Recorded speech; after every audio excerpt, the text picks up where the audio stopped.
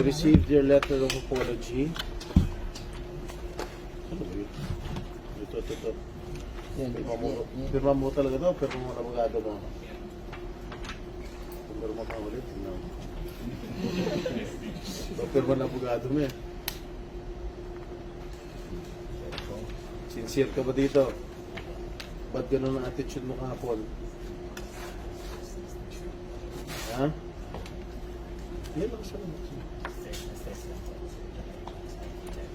Mas maglakas pa ang boses mo sa akin. Ha?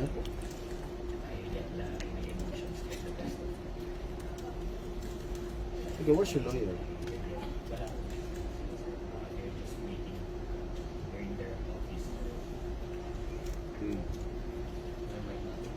Okay.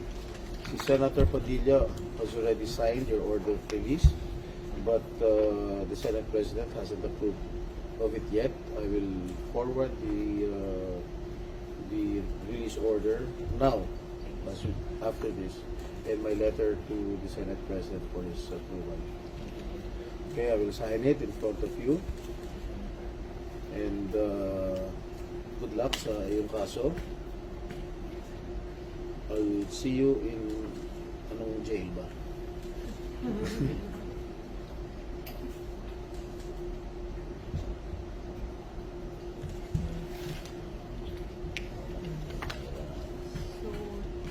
He will be released today, sir.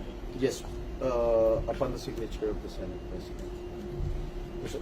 I cannot decide naman by my lonesome. So that's the committee. So, kailan po yung next meeting? Hindi ko alam kay Senator Robin. Pero I will advise him to to finish the hearing. Kompleto na yun para Yeah. makagawa natin. Ako mismo gagawa ng legislation. Ano yung mga salient points na? Well, sexual harassment. Siguro stiffer penalties.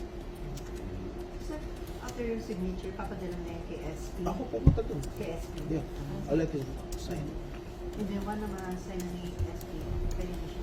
I also will forward it to him. You have to accompany to your lawyer.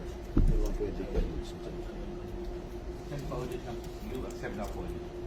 Yes, I accept his apology. I think he's sincere in apologizing. Pinaulit ko nga sa kanya. Why was his demeanor like that yesterday? At least he did not invoke his right to self-incrimination when I was asking the question.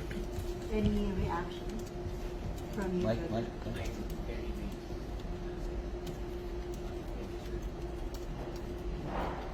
Of course, I cannot ask him questions anymore because this is not a hearing. Okay? Thank you. Thank you. Sige, po-forward ko na kay SP.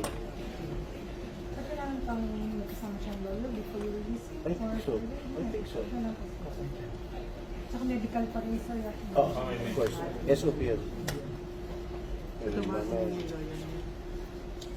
Ha? Dapat tumasin yung lawyer niya. Okay. Thank you, sir. Thank you. Thank you, sir.